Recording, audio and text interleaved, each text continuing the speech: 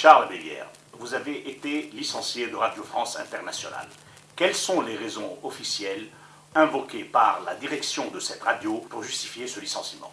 Effectivement, j'ai été licencié par la direction de Radio France Internationale le 12 août 2008 pour avoir réalisé une interview du président syrien Bachar al-Assad à Damas le 8 juillet dernier pour Radio France Internationale et TV5 Monde,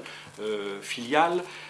de l'audiovisuel extérieur de la France, donc faisant partie de la même entité. Dans n'importe quelle entreprise et média, cette interview aurait été saluée comme une réussite, alors que là, paradoxalement, de manière assez incompréhensible du reste, elle se transforme en sanction pour faute grave sur un dossier totalement vide qui a vu se succéder des fautes de procédure, des violations du droit du travail et de la convention collective pour essayer de faussement justifier ce licenciement. Quelles sont, selon vous, les vraies raisons, les raisons réelles et profondes de votre licenciement? Écoutez, face à un dossier vide, face à une machination aussi ubuesque, sinon kafkaïenne, on ne peut que se poser des questions, mais je crois qu'on peut faire trois remarques. La première, c'est que cette péripétie s'inscrit dans une suite de harcèlement professionnel que la direction de RFI exerce à mon encontre depuis environ 4 ans. Je rappelle que j'ai été relevé de l'éditorial international en 2005 à la demande de l'ambassadeur d'Israël en France, Nessim Zvili, qui a demandé ma tête à la direction de RFI, qui le lui a accordé sans que personne ne proteste, et surtout pas les tutelles, à savoir le ministère français des Affaires étrangères. Ensuite, j'ai été l'objet de plusieurs menaces verbales et physiques, puisque j'ai dû déposer une plainte pour harcèlement professionnel et menace de mort sur mon lieu de travail, après avoir reçu un certain nombre de menaces émanant vraisemblablement du Bétard avec des complicités internes à RFI. Tout ça s'inscrit dans un climat, si vous voulez, qui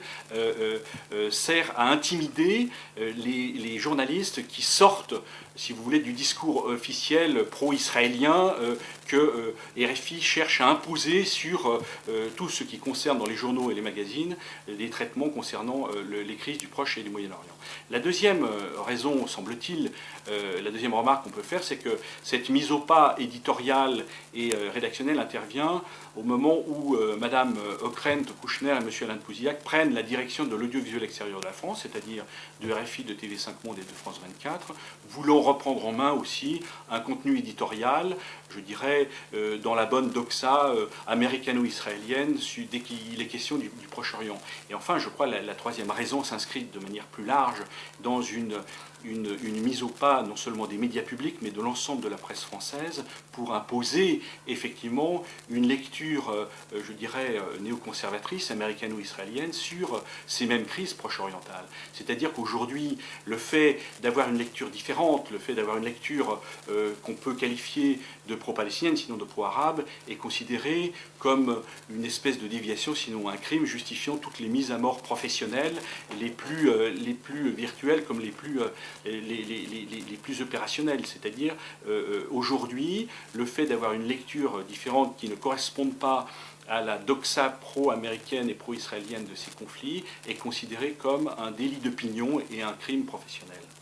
Nous pouvons donc considérer qu'un clan pro-américain et pro-israélien, on pourrait même parler d'un lobby pro-américain et pro-israélien, cherche à imposer un discours unique, une pensée unique dans l'espace médiatique en France et exerce un véritable terrorisme intellectuel contre tout point de vue critique de la politique américaine et israélienne. Oui, je crois que ce qui est en jeu certainement dans cette affaire, qui n'est pas une affaire strictement personnelle, mais qui est au contraire symptomatique et emblématique, je dirais, de ce que moi j'appelle une orwellisation de la presse française, de la presse publique et privée, qui veut imposer une pensée unique sur la lecture des relations et des crises internationales, et tout particulièrement sur les crises des Proches et Moyen-Orient, allant dans le sens de cette pensée unique, unidimensionnelle, farouchement et radicalement pro-israélienne et pro-américaine, ne laissant plus aucune place à toute autre interprétation et toute autre lecture. Et j'en veux pour preuve que le pluralisme des invités amenés à s'exprimer sur cette question sur les antennes de RFI s'est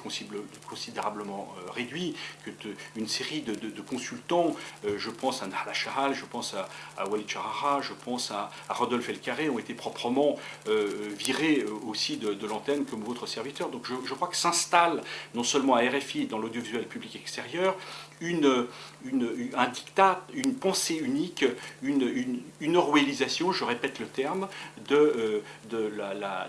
du travail éditorial et journalistique qui amène, si vous voulez, tous les journalistes qui sortent des clous, si je puis dire, à être criminalisés et à être considérés comme des déviants et de dangereux terroristes. Et dialectiquement, on peut dire que là, on assiste à je dirais,